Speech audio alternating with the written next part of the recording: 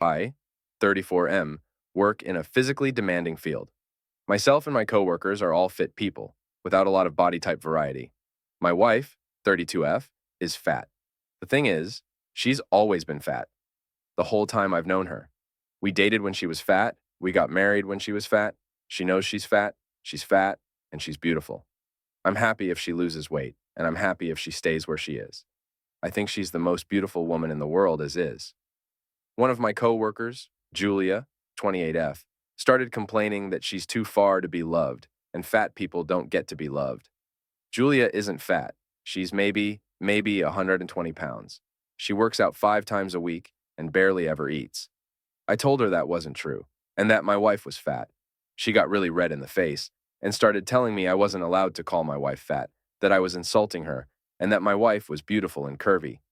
Carol doesn't like being called curvy. She thinks it's a label used to avoid calling people fat because it's a dirty word to most people. I told Julia as much. Julia started threatening to tell my wife I called her fat. She pulled up her Instagram and told me she was messaging Carol that I was being mean. I beat her to the punch and called my wife, put her on speaker, and asked if she was curvy or fat. Carol laughed and said, "I hate that curvy shit. Fat and beautiful, baby." I thanked her, told her I loved her, and hung up. As soon as I hit end, Julia went mental. She started screaming that I was abusing my wife. When I asked how, she said I was clearly brainwashing her into accepting the term fat to try to keep her complacent and from getting away from me. That no woman in her right mind could be okay with their husband calling them fat. I showed her a picture of my wife in a shirt that had BBW on it. She bought it for herself, BW. She stormed off and hasn't spoken to me since. Now, I just walked in today to an email from HR requesting a meeting with me. I don't think it's a big deal. I have my wife's blog for fat positivity, the shirt, and can easily call her for proof. But now, things are frigid at work, and Julia constantly gives me dirty looks when we're in the same room. She ignores me otherwise. So I'm just over here, scratching my head. Ada for calling my wife fat? So I met with HR at 4 hours today. Apparently, multiple coworkers who had overheard the conversation stopped by HR through the day to give their side way in. I wasn't in trouble, they just wanted my side of things. It checked out with what everyone else had said, too. I still don't know which of my crew stopped by, but I owe them my life. I offered to show my wife's blog, and our rep, who's a really nice girl, told me that if it didn't affect my work, it was irrelevant. The story had been corroborated enough by others. HR reiterated a lot of what y'all said. Even though Julia initiated the conversation, I shouldn't have jumped in. It was less of a scolding and more of a request to keep my nose out of other people's business. I'm sad because I thought Julia and I were friends. We talked about our mental health struggles, the hardships of the field we're in, and heavy things like that. Won't be having those conversations any further. Julia and I will no longer be paired on teams for patient care. I was told my part in the investigation was done, and they thanked me for my time. So I think I'm going to be okay. Before I left, I told HR that if weight loss body image wasn't supposed to be a topic of conversation, they should consider enforcing that on a company level. We have a weight loss challenge. I suggested making it a fitness challenge instead. She said they'd take it into consideration. So, that's it. I wrapped up my treatments. Everything will hopefully shake out. Haven't spoken to Julia, hoping to avoid her for the near future. Thank you all for the sanity check. Now, to quote Clue, I'm going to go home and sleep with my wife.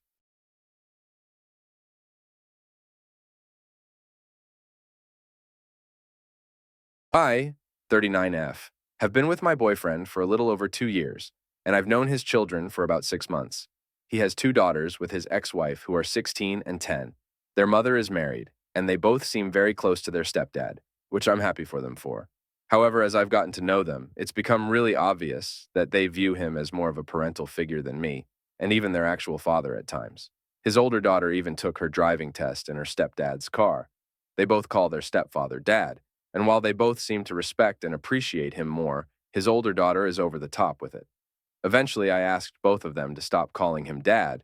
To their credit, they did both seem like they were trying not to in front of my boyfriend. And for a few weeks, everything seemed fine. However, I found out later from his younger daughter that his older daughter still does it when we aren't around. The next time I saw her was a bore 2 weeks ago, and I sat her down to talk to her about it, which she didn't want to, but I was firm. I told him that if she was old enough to drive, she was old enough to understand that the household rules apply even outside of the house. She just rolled her eyes at me and told me to mind my business. I was frustrated, but didn't think it was that big of a deal. My boyfriend told me that he agrees with me, but I should have let it go, and I told him that wouldn't teach her anything. It was actually her mother who was the most upset about it.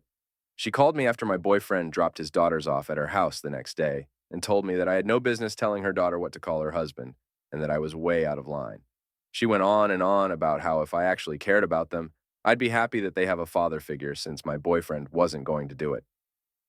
I told her that was enough and that my boyfriend was a good father, and she hung up. His older daughter isn't speaking to either of us now and skipped their last visit with us.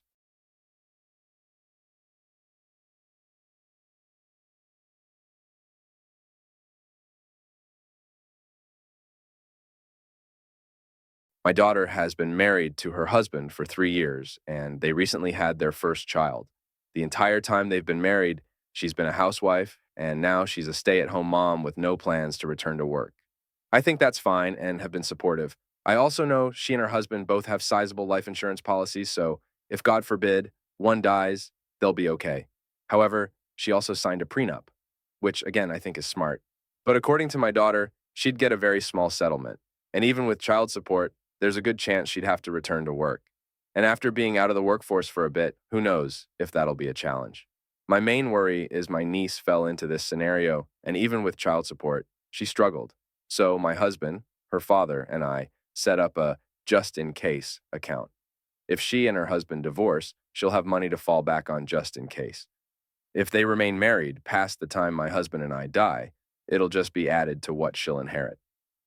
I didn't intend on telling her about it unless it happened, but my husband pointed out that if she was ever in a situation where she wanted to leave but worried she financially couldn't, it'd be good for her to know she has a plan B. So we told her, and she was a little surprised. She said she appreciated it, but felt we were rooting against her. I said, we love her husband and hope they have a long, healthy marriage.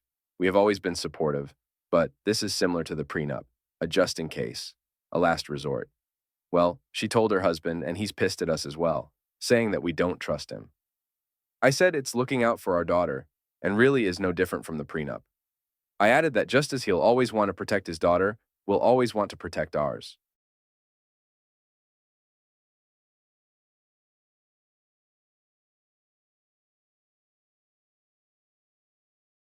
My mom got married to Alan 2 years ago. I, 15F, was 13 at the time, and Alan's two kids were Emma, 9F, and Noah, 3 men. Noah was diagnosed with cancer last year, and my mom and her husband were told there's some kind of different treatment he could get in another country, and if they could raise the money, it would be better for Noah than the treatments available in the US. My mom and Alan could not afford it, so they have been sending him to treatment here and saving for Noah's treatment. They made a lot of cutbacks and asked that Emma and I give over any money we get so they can afford this.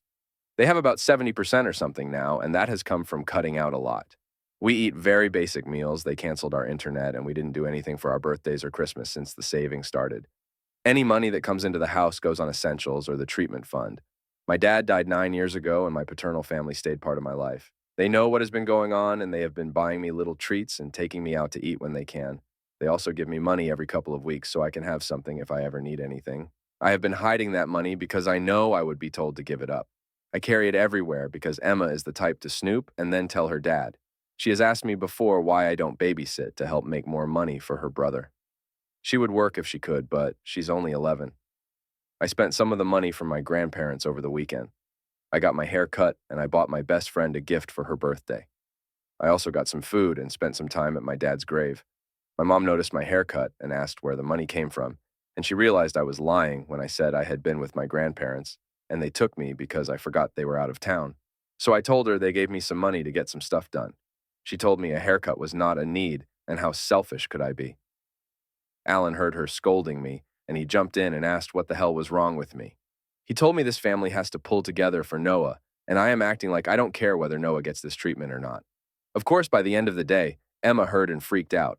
But then my mom ran into my best friend's mom a couple of days ago, and she told mom my gift to my best friend was so sweet and thoughtful. I was sat down and yelled at for spending the money on not just me, but on others. Alan asked me how I could give the money for a gift that means nothing when it could have gone to save my brother's life. I yelled back that it's not my job to pay for Noah's treatments, and I'm already sacrificing, but I refuse to go all out the way they want me to. I told them the money came from my family who was nothing to them, and they need to let it go.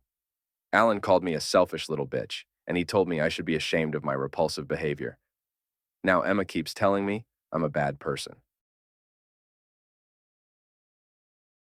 I, 55F, have been married to my husband and my daughter's stepdad, 63M, for 4 years. My 23-year-old daughter and I have a complicated relationship. She has been diagnosed with dissociative identity disorder. She has a lot of trauma from watching me and my husband's horrible marriage go down and was bullied in school. When she told me she was being bullied by peers, my view that all children are innocents really tied my hands because I told her that if I said anything to them, I would be an adult harassing a child. She has blamed me for that ever since, and keeps referring to this one time where the kids at school called her trash due to the fact that she wasn't taking care of her hygiene due to depression. Part, not all, of my response was telling her to take a shower, and I bought her new clothes. The bullying finally ended with an expulsion and a suspension for the ringleaders. She still throws the fact that a school clinic volunteer told her that if she was their kid, she'd have permission to punch back if administrators didn't do anything.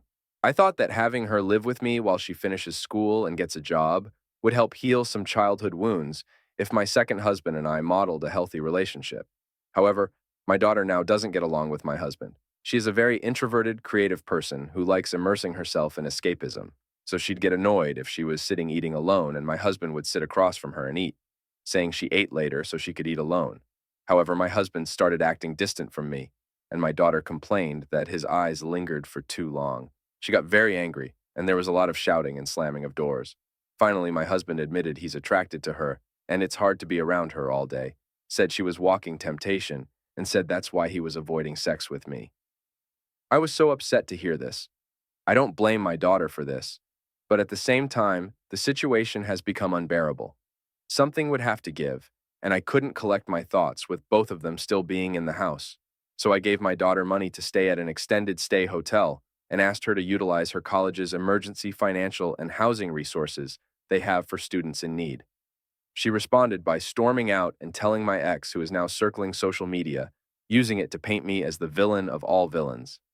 I'm not abandoning my daughter. She qualifies for those resources anyway since my ex is unemployed and we are in substantial debt. I just need time to process the situation and don't want to leave my house to stay with my daughter when I have a marriage to figure out whether or not to save.